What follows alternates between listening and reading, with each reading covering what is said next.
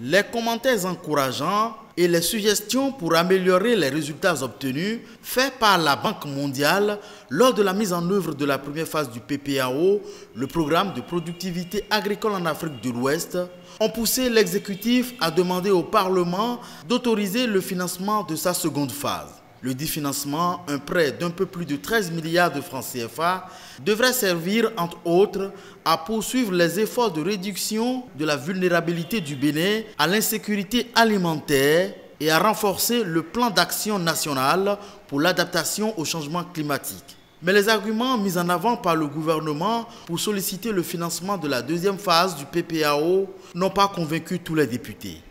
Rien n'a changé dans le pays.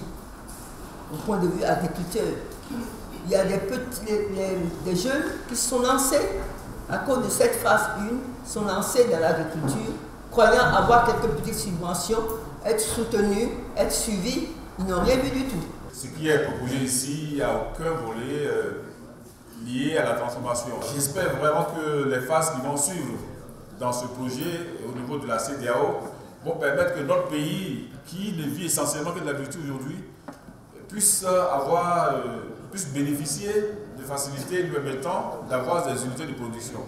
Nos jeunes ne veulent plus aller à la terre. Mais reconnaissant que tout le monde ne peut pas rester dans les bureaux pour travailler.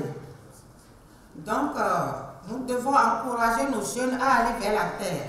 La seconde phase du programme prévoit la sélection et la formation de nouveaux étudiants en master. Quels sont les critères retenus pour la sélection de ces étudiants? Dans le processus de la réalisation de la seconde phase du PPAO, ces différentes observations vont être prises en compte, assure le ministre Diogbenou qui représentait le gouvernement. Le présent accord de prêt qui vient d'être ratifié par le Parlement devrait renforcer des dispositions légales récemment prises par l'exécutif pour bien conduire son programme d'action afin d'améliorer les conditions de vie des Béninois. Un programme qui accorde une place de choix à la croissance de la productivité et l'offre dans le domaine agricole selon le gouvernement.